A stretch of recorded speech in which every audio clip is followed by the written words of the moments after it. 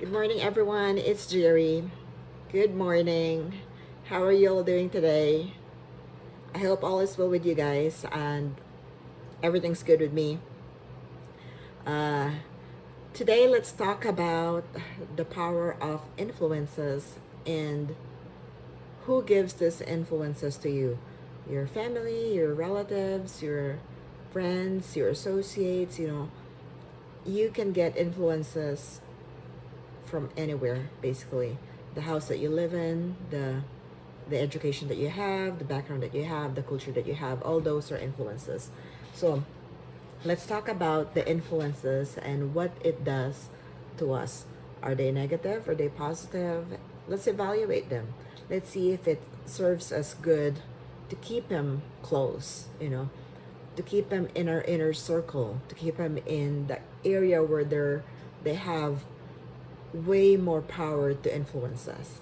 Okay, let's dive into it. Before I forget, don't forget to subscribe to my channel, Geri Podkowa, GeriPodkowa. And if you have any questions or comments and you want to send me a private message, you can do so on the messenger. Or you can also visit my website at www.geripodkowa.com and you can leave me a message there. It's a confidential message. Only me and my team can see those messages.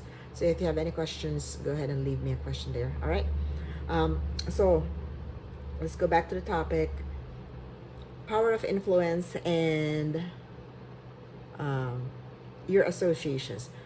Before I forget, we have a happy birthday at the back because our birthdays are maybe about 9 days apart. 9 days and 2 weeks apart. So we have birthdays going on pretty much this whole month, this whole 30 days. So we're just gonna keep them up there. Actually, then we actually don't have the balloons and the candles, but it's okay. We'll just put those up later. So, anyways, so what are your influences and how do they impact you? When I was young, I was a teenager, my mom would say this cliche. I think it's a cliche from I don't know where, but I've heard this all the time. And it said as birds of the same feather flock together. And as a young person, as a teenager, I was thinking, well, don't birds do the same thing anyways? Don't they just fly together? They eat the same way, they kind of do the same thing. So I didn't see any deeper meaning into it. But I know what my mom was saying is don't hang out with bad people. That's basically what she was saying. That's what I get from the tone and the explanation and all that from whatever that cliche is, that birds of the same feather flock together. But as I get older, I realize that what it means is that if you hang out enough with some people, if you hang out enough with certain associates or relatives or friends, that you can actually become them. So, and what I mean is because whatever their decisions are, whatever their food choices are, whatever their activities are, you're probably gonna do the same thing because you're hanging out with them. So, it, you know, I didn't get that when I was a teenager. It was, later in life that I did that. So I at that time, when I realized that, I was like, well, I want to be able to have friends who can, support me, motivate me, push me in the right direction. I don't want to have friends where we're all just going to be hanging out, watching TV and so right now I have friends who are basically all over the world and we're just pushing, you know, each one of us, even though we're far from each other, we're all pushing to do what's best for us, what's good, what can improve us, what can better us. So another cliche that I have heard this just recently when I've started watching videos and listening to videos, audiobooks, and it said as surround yourself with five winners and you become the sixth winner. Conversely, on the flip side, surround yourself with five losers and you become the sixth loser. So I think I wanna stay with the winner side, not the loser side. But anyways, I think that would have been, just looking back, at my teenager years. I think that cliche now with the winner and loser would probably be better said to a teenager than the birds, the flock of birds. Because that was kind of a harder analogy to uh, explain to myself, especially to a teenager, at that time, to me, trying to evaluate things. But anyways, sidetrack there. So if you surround yourself with five winners, what do you think they're gonna do?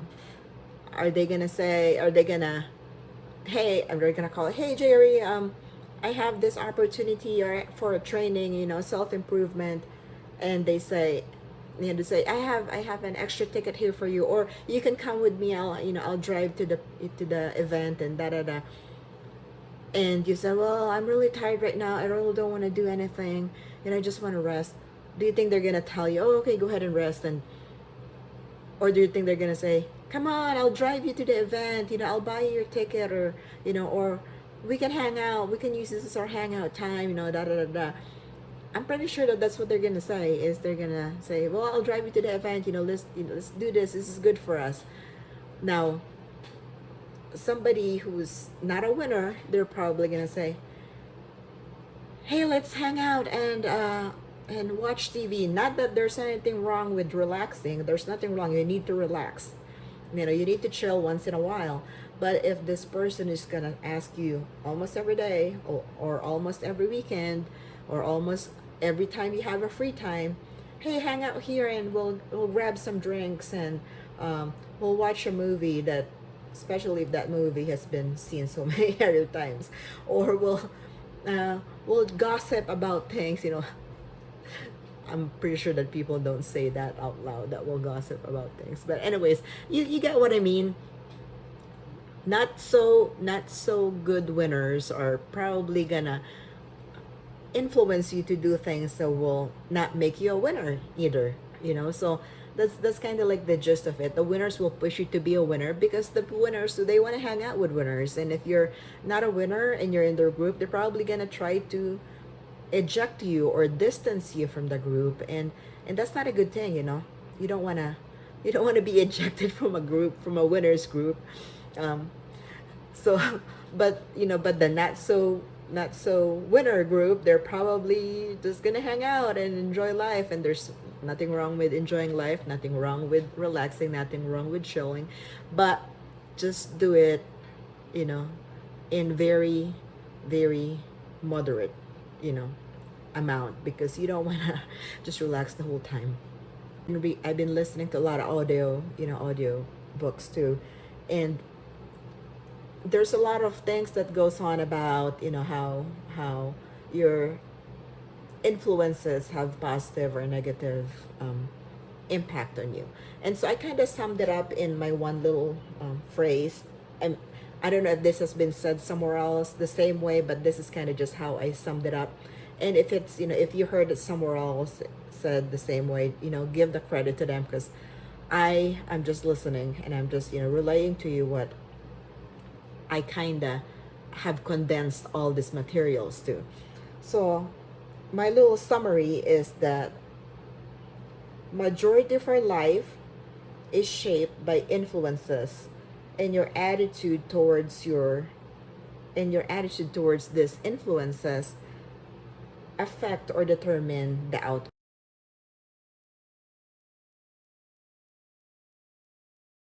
So let's just say uh, you have two kids, and the kids have a father, and obviously, they see the father is living with them, and the father influences them greatly, right? So these kids have grown up to be adults now, and uh good thing the good thing is the kids inherited the the good attributes of the father, right? However, one of the kids, when he was asked why is he doing this to his life, or what made him do these things, and I'm not gonna elaborate on that because, like I said, it's a sensitive example. And he said, well, what do you expect? My father is a womanizer. He's a cheater, so what do you expect from me? It's not like I don't have a good example to follow. So that was his reason for essentially being a womanizer, being a cheater, because he had example. He had a very good influence that gave him examples that are almost constant, reminder of what he needed to be. And then the other kid, he was asked, hey, so why are you doing this? What made you do this? And he said, well, I don't want to be like my father. I don't want to be a womanizer, and I don't want to be a cheater. So it's like they had the same example, right? They live with the same influence. But it's really up to you to evaluate what those this is where it comes handy on how and why you should evaluate the influences. The influences can be given to you negatively, and you can use it positively, or the influences can be given to you positively, and you may use it negatively, or it may affect you negatively. So in this example, the other kid used that example of his father as, it's an excuse not to be a good person, because he has a reason. He has all the reason. He had the example, he had the training, and he had the constant reminder to become a womanizer and a cheater, right? Well, the other kid used that negative influence so that it can positively impact his decision and how he wants to live in the future, how he wants to live his life. And so he had all the reasons, the same reasons as the other kid, but he used it differently, right? So again, you have to evaluate the influence. Let's use another example. So you're doing something, you really want to improve your life, you really want to get better, and you're wanting to do some extraordinary things, and you know that you're probably gonna be using up all your money, all your savings, and you're probably going to be working extra hard, longer hours and all that, and your friends had said to you, hey, why are you doing this? Or like, let's say you're a new online person, and you're putting yourself out there in the videos, and they're gonna say, why are you doing this? You're putting yourself there, you're embarrassing yourself, or don't make a fool out of yourself, and all that. So let's just say I'm at, just for this, just to have a congruency with the first example, let's just say I'm 2, right? I'm 2.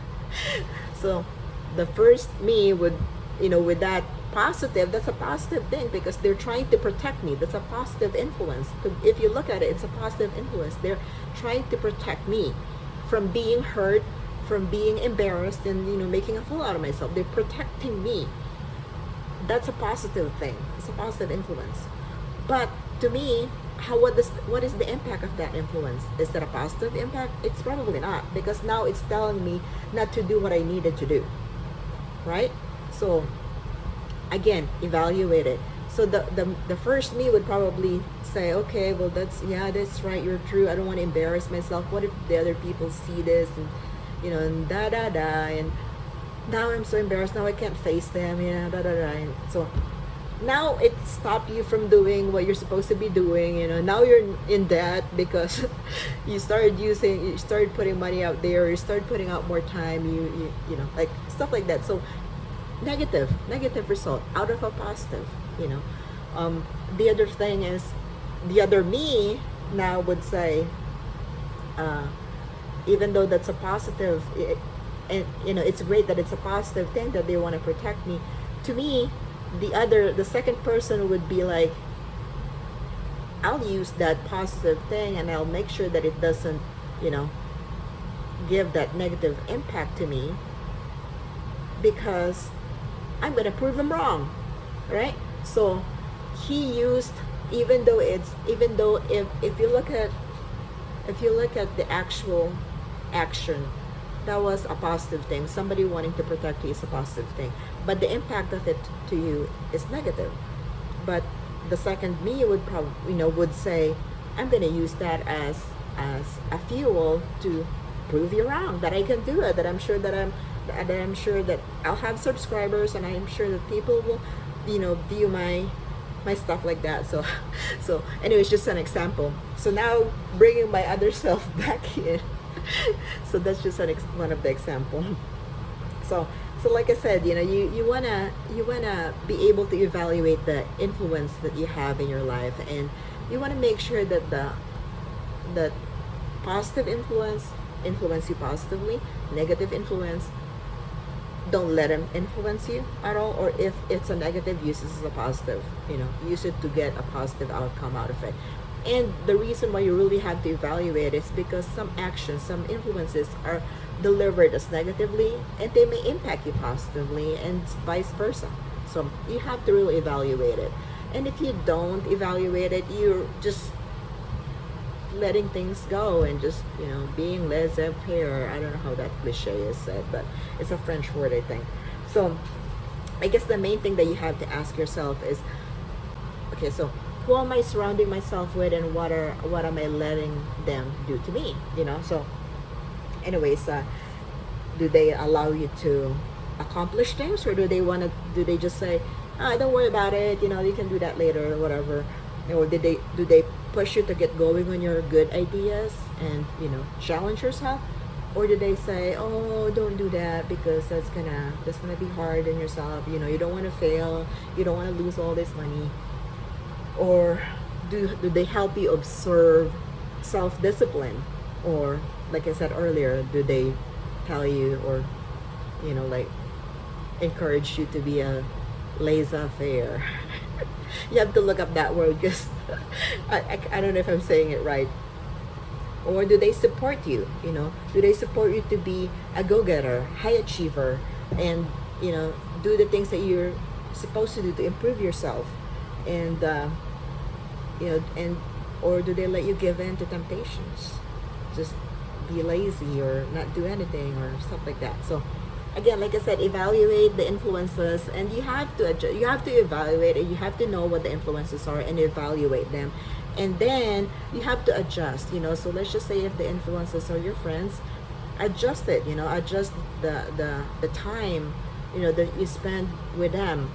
If you want to be surrounded with more winners, spend more time with winners. It doesn't mean that you're not friends anymore with the friends that are not so winners. You can still be friends with them, but just kind of keep it on the down low, or just don't hang out with them as much. Or if your associates, just your associates, really, you don't owe anything to them. Just find new associates. But your friends and your family, it's kind of hard to do, but you just kind of have to smoothen things and make sure that they understand that you're doing this for the better of you, and true friends will understand it. I'm sure true friends will support you. But again, you have to just evaluate whether they're your friends, your family, your influences are good or bad, and what impact do they give to you, are they positive or negative? And then you decide how you want to handle those influences and impacts. They reduce them, increase them, whatever it is that you think would be worth doing so to improve yourself, to get yourself better, to get you where you want to go. All right, that's all for me. That's all for me today, and I hope you guys have a great and blessed day. So I'll chat with you soon. All right.